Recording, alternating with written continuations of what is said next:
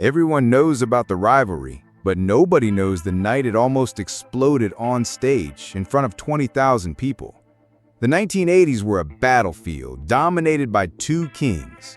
On one side, Michael Jackson, the king of pop, a global phenomenon whose genius was in perfecting the spectacular.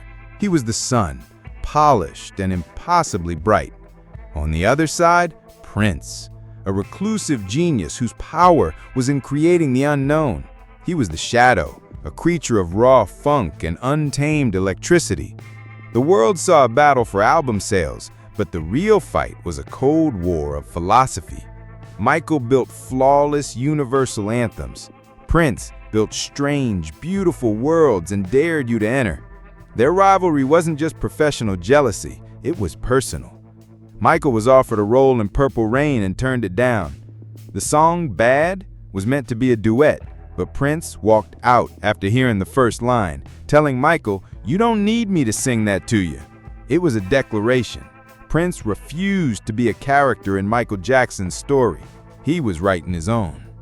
This silent war was fought with subliminal messages in songs, with calculated snubs, with an intensity that bordered on obsession. Michael was fascinated by Prince's raw musicality. Prince studied Michael's every move on stage. They were two masters locked in a spiritual duel, each seeing in the other the one thing they couldn't possess. The public saw two artists at the top of their game, but behind the curtain, the pressure was building towards a confrontation. All it needed was a catalyst, a betrayal so deep that it would force the war out of the shadows and into the spotlight. According to a few insiders, the Cold War was taking its toll. A secret meeting was arranged, not by executives, but by a legendary producer who saw the destructive path they were on. The goal? A truce, sealed with a collaboration so monumental it would redefine pop music. In a hidden studio, they met. For hours, they spoke only through music. Michael brought a melody that came to him in a dream, a raw, vulnerable song about the two faces of a single soul.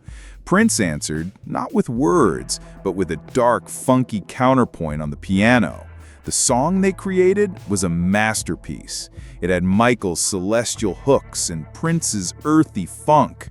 Its working title was The Ghost of You, a haunting name for a track born from the ghosts of their rivalry. Michael's verses were a plea for understanding. Prince's were a defiant, proud response. It was more than a song. It was a peace treaty. They recorded a single demo on a raw cassette tape. In an unprecedented act of trust, Michael let Prince take it to Paisley Park to add his final guitar parts. He believed the war was over. He had shared a piece of his soul and thought he'd been met with the same trust. He waited. Days turned to weeks, then months. His calls to Prince were unanswered. The silence was a message. Prince hadn't just taken a song, he had stolen a piece of Michael's soul and locked it away. The ghost of their song had become a real ghost, a specter of betrayal that haunted Michael. The truce wasn't just broken, it had been a trap. And Michael knew that one day he would have to exorcise that ghost himself. The night was the final show of Prince's sold-out run at the Forum in Los Angeles. He was at the peak of his power, holding 20,000 fans in a state of religious ecstasy. Then, during the encore, the music shifted. A slow, hypnotic synth beat pulsed through the arena. It was instantly recognizable to only one person in the world.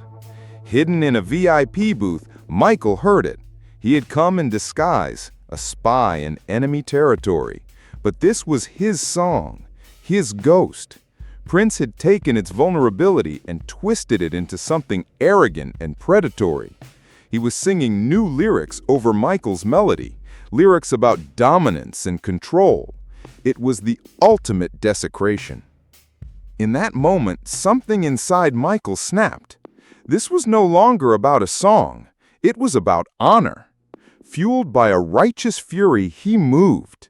He brushed past his own security, ignoring the frantic calls of stage managers. He was a force of nature heading directly for the stage. He emerged from the wings just as Prince was launching into a guitar solo. The crowd gasped. Was this part of the show? Prince saw him, and a flicker of genuine shock crossed his face before hardening into a mask of pure cool. He didn't stop playing. He smirked, as if welcoming the challenge.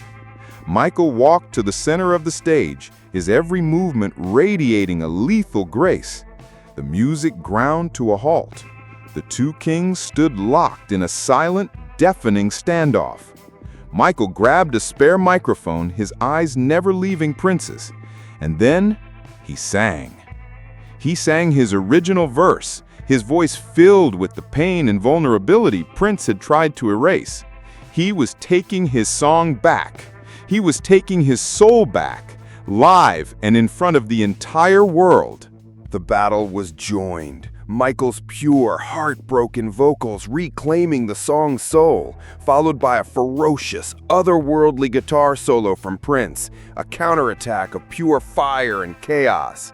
He was saying, "You wrote the words, but I own the fire." The tension was so thick it felt like it could shatter. But then, as the last note of feedback from Prince's guitar faded, he walked slowly toward Michael. Security tensed. The world watched, breathless. Prince leaned in and whispered a single sentence into Michael's ear. The effect was instantaneous. The anger drained from Michael's face, replaced by a look of profound, hollow shock. The fire in his eyes was gone. He looked at Prince with a mixture of horror and disbelief. He slowly placed the microphone back on its stand, turned, and walked off the stage. The swagger was gone. He looked like a man who had seen a ghost. Prince, his expression unreadable, turned back to the stunned crowd and simply said, "And now for something new." What did he whisper? The secret has become one of music's greatest legends. Some say it was a brutal threat to expose a secret that would have ruined Michael's image. Others claim it was something stranger, the name of a person from Michael's past he thought was long buried. But the most bizarre theory is that Prince didn't whisper a threat at all. He whispered the name of a secret musical chord, a key to a higher plane of genius. In that moment, Michael realized Prince wasn't just a rival. He was playing a different game entirely. It was the ultimate checkmate.